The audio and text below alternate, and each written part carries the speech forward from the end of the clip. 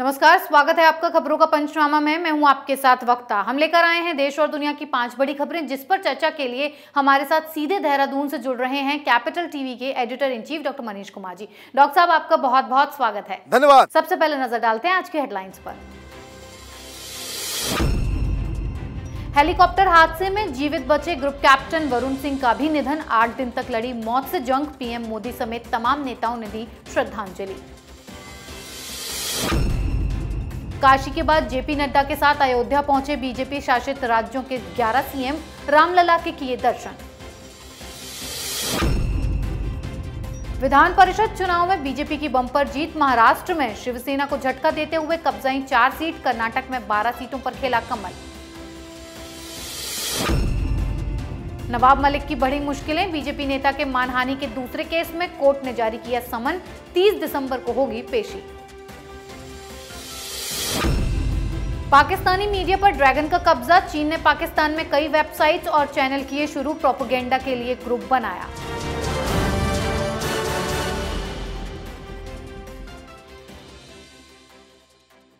पंचनामा की शुरुआत एक दुखद खबर के साथ। जनरल बिपिन रावत के साथ हेलीकॉप्टर हादसे का शिकार हुए ग्रुप कैप्टन वरुण सिंह का भी आज निधन हो गया है।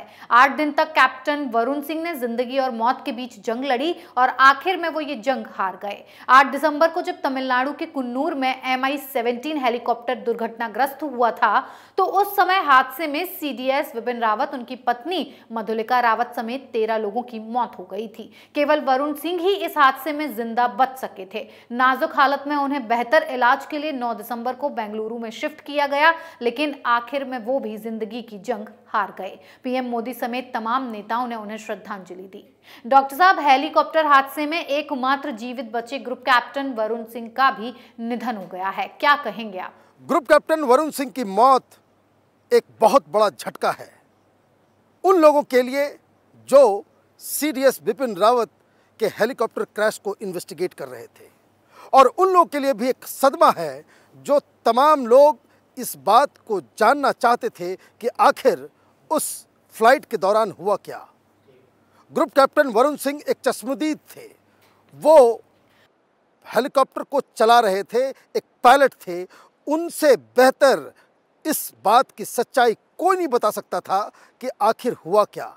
क्या वो सारे सिस्टम अचानक से फेल कर गए थे, या फिर मौसम खराबी की वजह से ये हादसा हुआ? वो तमाम सवाल जो चीन और पाकिस्तान के ऊपर उठाए जा रहे हैं। साथ ही साथ अब तो इन्वेस्टिगेशन में इस बात पे भी चर्चा हो रही है कि कहीं कोई और फॉल प्ले तो नहीं किया गया है। जिस हिसाब से उस इलाके के तमाम लोगों के फ़ोन्स को फॉरेंसिक लैब के लिए जांच के लिए भेजा जा रहा है, वो सारे सवाल, सारे वो आप ये कह सकते हैं कि ये उस तरह के सबूत थे जो उस इन्वेस्टिगेशन में सच्चाई को कॉर्बोरेट करते। लेकिन अगर पायलट ही नहीं रहा तो उसकी हकीकत कौन बताएगा? कौन इस बात को बताएगा कि आखिर वहाँ हुआ क्या? क्यों कंट्रोल से जो बातचीत हो रही थी कंट्रोल रूम से, उस दौरान सिर्फ ये कहा गया कि वी आर डिसेंडिंग, और उसके बाद कम्युनिकेशन पूरी तरीके से ठप हो गया। तो एक बहुत बड़ी क्षति, बहुत बड़ा इसको कह सकते हैं कि घटना। और अब जो चुनौती है जांच एजेंसियों की, जो लोग इस क्रैश की जांच कर रहे हैं, उनकी चुनौती और भी ज़्यादा बढ़ गई है। अगली खबर अयोध्या में जुटे मुख्यमंत्रियों पर। काशी में मुख्यमंत्रियों के सम्मेलन के बाद आज बीजेपी के नेताओं का दूसरा संगम राम जन्मभूमि अयोध्या में हुआ। आज सुबह बीजेपी के राष्ट्रीय अध्यक्ष जेपी नड्डा के साथ बीजेपी शासित 11 राज्यों के मुख्यमंत्री और डिप्टी सीएम रामलला के दर्शन करने पहुंचे। इनमें 8 राज्यों के मुख्यमंत्री अपने परिवार के साथ पहुंचे। राम मंदिर पर फैसले के बाद जेपी नड्डा और सभी मुख्यमंत्रियों की ये पहली अयोध्या यात्रा है। डॉक्टर साहब, काशी के बाद अयोध्या में बीजेपी शासित राज्यों के सीएम जुटे। इस दौरे के क्या सियासी मायने हैं? ऐसा लग रहा है कि भारतीय जनता पार्टी ने यह तय कर लिया है कि यूपी के चुनाव में हिंदुत्व का परचम लहराया जाएगा और हिंदुत्व का जो झंडा है उसे बुलंद किया जाएगा। जिस हिसाब से प्रधानमंत्री मोदी ने काशी में उतना विशाल कार्यक्रम किया, पूरे बनारस में आप ये समझिए कि योगी और मोदी की लहर ला दी, पूरे पूर्वांचल को उससे काफ़ी ज़्यादा भारतीय जनता पार्टी को फायदा होने वाला है, ऐसा प्रतीत हो रहा है। क्योंकि जिस हिसाब से विपक्षी हमलावर हो गए, कोई गंगा के पानी के बारे में बात कर रहा था, तो कोई सेकुलरिज्म पे सवाल उठा रहा था, कोई प्रोपेगेंडा बता रहा था, लेकिन जिस एग्रेसिव तरीके से आज सारे मुख्यमंत्री और उप मुख्यमंत्री सरयू के किनारे जो आरती के अंदर जो शामिल होने वाले हैं, उससे साफ साफ संदेश दिया जा रहा है कि राहुल गांधी हिंदू और हिंदुत्व के फर्क का प्रोपेगेंडा करते रहें। ये तमाम लेफ्ट लिबरल कबाल हिंदुत्व के बारे में अफवाहें फैलाते रहें, लेकिन भारतीय जनता पार्टी अपनी विचारधारा और अपने कमिटमेंट से वो पीछे नहीं हटने वाली है। लेकिन इसका दूसरा फ़ायदा जो भारतीय जनता पार्टी को होने वाला है कि चूँकि उत्तर प्रदेश के अंदर social engineering, caste based politics बहुत ज़्यादा होती है, ऐसे में ये जो काशी विश्वनाथ में जो हो रहा है, जो रामलल्ला के लिए विशाल मंदिर बनाया जा रहा है, वो एक ऐसी कवायद है कि जिससे ये जातियों की जो बाउंड्री है, वो जो अंतर है, वो जो फ़र्क है, वो खत्म हो जाता है।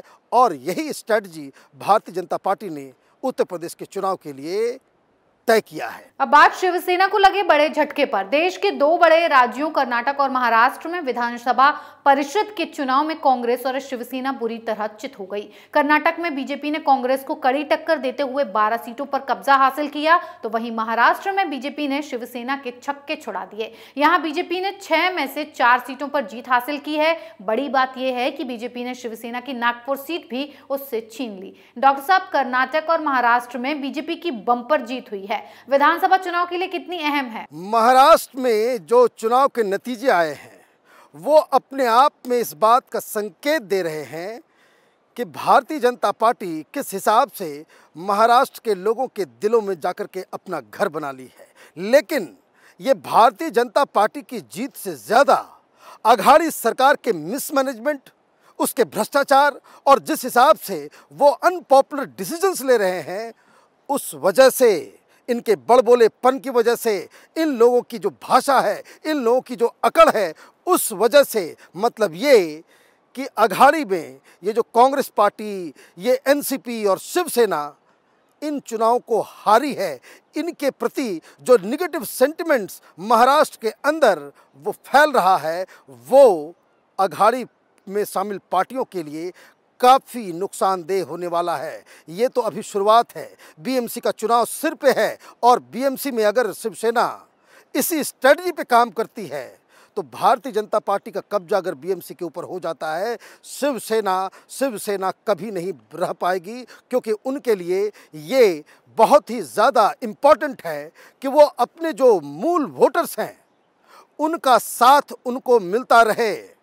आप कांग्रेस के साथ, मुस्लिम परस्त पार्टी एनसीपी के साथ आप सत्ता का भोग करें और अपने जो देवतुल्य, जो आपके नायक हैं सावरकर, उसको गालियां दिलवाएं, हिंदुत्व को गालियां दिलवाएं, तो उनके अपने समर्थक भी उनसे दूर छटक रहे हैं। ये ठीक वैसा ही एक्सपेरिमेंट जिस हिसाब से उत्तर प्रदेश के अंदर ये बड़ी बड़ी पार्टियां, Samajwadi party, Congress party, BSP, Mayawati की पार्टी, इन लोगों ने महागठजोड़ बनाकर भारतीय जनता पार्टी को हराने की कोशिश की थी और इसमें वो औंधे मुँह गिरे थे। महाराष्ट्र में बिल्कुल यही संकेत मिल रहे हैं कि भारतीय जनता पार्टी वहाँ की सबसे बड़ी पार्टी और अपने में बहुमत लाने में काबिलियत रखने वाली पार्टी बन गई है। अगली खबर नवाब मलिक की बढ़ी मुश्किलों पर। ड्रग्स केस में वानखेड़े की कार्रवाई और बीजेपी नेता के खिलाफ बयानबाजी करके नवाब मलिक बुरे फंस गए हैं। नवाब मलिक के खिलाफ मानहानि केस में मुंबई की मजिस्ट्रेट कोर्ट ने समन जारी किया है। ये समन बीजेपी नेता मोहित कंबोज की मानहानि की याचिका के बाद जारी किया गया है। अब 30 दिसंबर को नवाब को कोर्ट में पेश होना होगा। दरअसल नवाब मलिक ने मोहित कंबोज और उनके साले पर ड्रग्स केस से जुड़े होने का आरोप लगाया था और कहा था कि बीजेपी नेता के दबाव में वानखेड़े ने उनके रिश्तेदारों को क्रूज केस में पकड़कर ऐसे ही छोड़ दिया। डॉक्टर साहब, नवाब मलिक को मानहानि के दूसरे केस में समन जारी हुआ है, क्यों अब उन्हें जेल जाना पड़ सकता है? नवाब मलिक के बारे में कुछ कहना ही बड़ा मुश्किल है। वो इतना ज़्यादा मीडिया से उनको लगाव हो गया है, वो दिन भर यही चाहते हैं कि किसी हिसाब से उनकी खबरें मीडिया में चलती रहें, टेलीविज़न के ऊपर उनकी बाइट्स चलते रहें। और पिछले 1-1.5 महीने से जब से ये शाहरुख खान के बेटे की कहानी सामने आई है, तब से वो लगातार कुछ से कुछ बोलते चले जा रहे हैं, अनर्गल बयान दे रहे हैं, अनर्गल आरोप लगा रहे हैं, अफवाह फैलाने का भी काम कर रहे हैं और अपने ही आर्गुमेंट्स में वो फंसते चले जा रहे हैं। और मैं आपको बता दूं, जो पिछली खबर थी कि किस तरीके से भारतीय जनता पार्टी ने अघाड़ी को परास्त किया, उसमें एक एलिमेंट नवाब मलिक जैसे नेताओं का भी है। आप हर दिन कभी किसी दलित अधिकारी के खिलाफ आप बयानबाजी कर देते हैं, कभी आप सेंट्रल एजेंसी के खिलाफ बयानबाजी कर देते हैं, जिसे कोर्ट एक वसूली कांड के लिए जिस तरह के कोर्ट से बयान आ रहे हैं, जिसमें दिन के उजाले की तरह साफ हो रहा है कि इस सरकार का पुराना गृह मंत्री अनिल देशमुख वसूली का धंधा कर रहा था और उसको भी आप डिफेंड कर रहे हैं। तो एक होता है कि पब्लिक मोरालिटी, जिसको आप कह सकते हैं कि लोक लज्जा भी एक चीज़ होती है। नवाब मलिक इससे परे हैं और वो अगर उनको लगता है कि वो अघाड़ी की मदद कर रहे हैं तो वो उनकी सबसे बड़ी गलती है। नवाब मलिक जैसे लोग जिस भी पार्टी में रहेंगे उस पार्टी का हमेशा नुकसान ही करेंगे। आखिरी खबर पाकिस्तान की बर्बादी पर। चीन ने इमरान खान सरकार के साथ मिलकर अब पाकिस्तान के मीडिया पर भी कब्जा करना शुरू कर दिया है। इसके लिए चीन पाकिस्तान मीडिया कॉरिडोर बनाया गया है। इसके जरिए चीन की कोशिश पाकिस्तान और दुनिया में अपनी इमेज बेहतर करना है। इसका इस्तेमाल वो वेस्टर्न मीडिया के खिलाफ भी करना चाहता है। एक मीडिया रिपोर्ट में इसका खुलासा हुआ है। इस रिपोर्ट में चीन की साजिश का खुलासा इसलिए भी अहम हो जाता है क्योंकि बलूचिस्तान के ग्वादर समेत कई शहरों में 20 दिन से हजारों लोग रोज चाइना पाकिस्तान इकोनॉमिक कॉरिडोर के खिलाफ प्रदर्शन कर रहे हैं और इंटरनेशनल मीडिया इसे कवरेज दे रहा है। डॉक्टर साहब, चीन ने पाक मीडिया पर भी अपना कब्जा कर लिया है। क्या अब पूरा पाकिस्तान ड्रैगन के कब्जे में हो चुका है? देखिए, आपने जो खबरें दी हैं इसमें कोई नई बात नहीं है। पाकिस्तान चीन का एक कॉलोनी बनता चला जा रहा है। आपने देखा किस हिसाब से पहले पाकिस्तान के अंदर कोई सीपेक का बहुत बड़ा अनाउंसमेंट किया गया कि करीब 50 अरब डॉलर का इन्वेस्टमेंट किया जाएगा, लेकिन हुआ क्या? आधे रास्ते में सारी परियोजना जो है चीन ने बंद कर दी। पैसे वापस हो नहीं रहे, कर्ज भी जो लिया गया इस सारे डेवलपमेंटल प्रोजेक्ट्स के लिए, उसके जो रेट्स थे वो भी 17% के आसपास, जैसा कि पाकिस्तान की मीडिया रिपोर्ट कर रही है।